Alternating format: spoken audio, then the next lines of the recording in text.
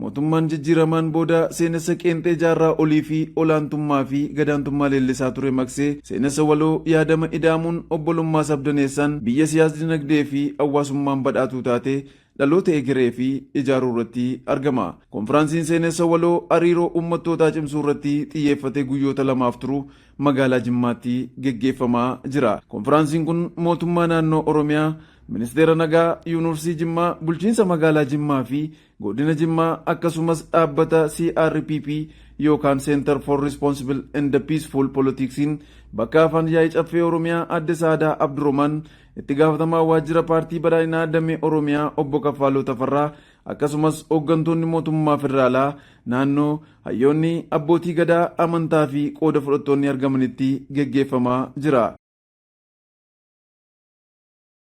Seenessi waloon uummattoota gidduutti hariiroo fi walooma kan cimsuu akka ta'e ejjennoo mootummaa ta'uunis ifoomeera. Sirnaanoo ijaarame biyya ijaaruu danda'a. Yoommoo sirnaan ijaaramuu baate biyya sindiiqa humna akkanaa qaba.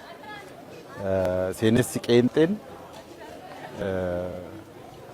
yeroo baay'eedhaaf biyya keenya keessatti naareet godhamaa waan tureef kun immoo miidhaa hammana hin jedhamtu biyya keenyarraan ga'ee jira.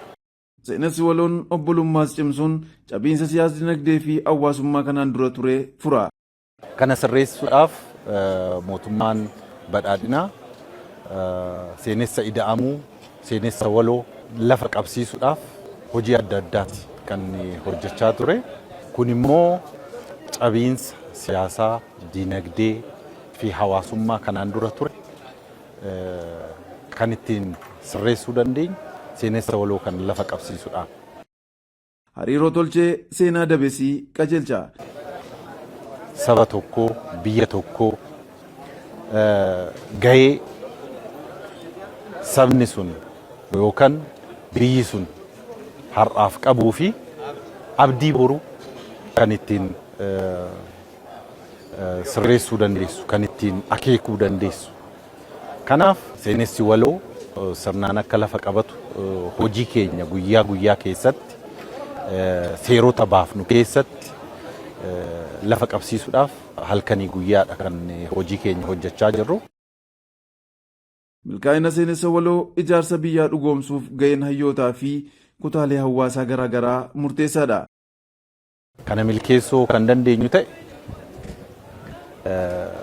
biyya ijaaruu barbaannu biyya fakkeenya badhaadhinaa taate milkeessuudhaaf mootummaan paartii badhaadhinaatiin hoogganamu qaamolee hawaasaa hirmaattota adda addaa hirmaachisuudhaan gahee isaanii qixaan akka taphatan taasisuudhaaf hojii babal'aadha kan hojjechaa jiru. Kanaaf kana hundi beekee itti fufiinsa biyyaatiif ijaarsa seenessa waloo kana milkeessuu keessatti gahee isaa taphachuun irraa eegama. Konfiraansii kanarratti barruuwwan garaa garaas hayyootaan dhiyaatee gaaffii fi hubannaa qooduun gabbateera. ወደ ውይይት ይገባል። አጀንዳውን ለማቅረብ በትግራይ በኩል ያሉ አጀንዳዎችን ለማቅረብ ያስችላል የሚል እምነት አለን። ከራሳችን ከኔሽን ቢልዲንግ ስቴትመንት በተጨማሪ ኢትዮጵያን ከፍተኛ ዋጋ እያስከፈለ ያለው ያስከፈለው የውጭ ጣልቃ ገብነት ነው። ዳይሬክት ኢትዮጵያውያን በብሔር ምክንያት እንድንባላ፣ ኢትዮጵያውያን በሃይማኖት ምክንያት እንድንባላ፣ ኢትዮጵያውያን በጎሳ ምክንያት እንድንባላ ላያቸው የሆነ ነገር ተቀብቶ በእያንዳንዱ ቦታ ላይ የታጠቁ ቡድኖች ተደራጅተው የፖለቲካ ፓርቲዎች ተደራጅተው እርስ በርስ እንድንፈራረስ የሚሰሩ የውጭ ኃይሎች አሉ። በእኔነት እንደዚህ ቶሎ ያቆማል ብዬ አላምንም።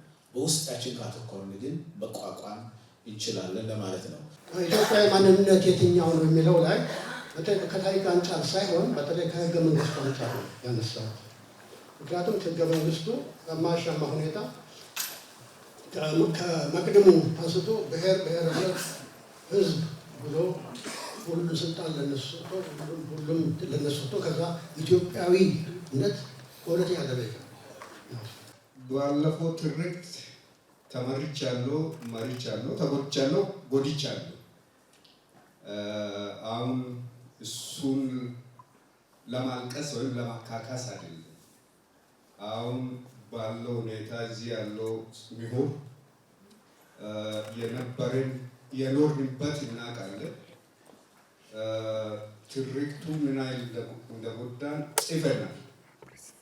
የየብቻችን ትርክት ጽፈናል። አሁን የጋራ የወል ትርክት ደግሞ መጽሐፍና ለትውልድ እኛ እንኳን ባንደርስ ለልጆቻችን እንዲተርፈው አድርገን እንድንሄድ እዚህ ያለው የሚዲያ ሰው፣ የዩኒቨርሲቲ መምህራን፣ ሌክቸረሮች፣ የታሪክ ሰዎች ትልቅ አደራ እንዳለብን ይላሉ። ለእንደኛ አይነት ሀገር ራስን በራስ እያስተዳደር በፌዴራል ደረጃ ደግሞ አብረን እንተዳደር ካል በራስ ደረጃ በብሔር በክልል ደረጃ በራስ ናሬቲቭ ትተዳደራለህ።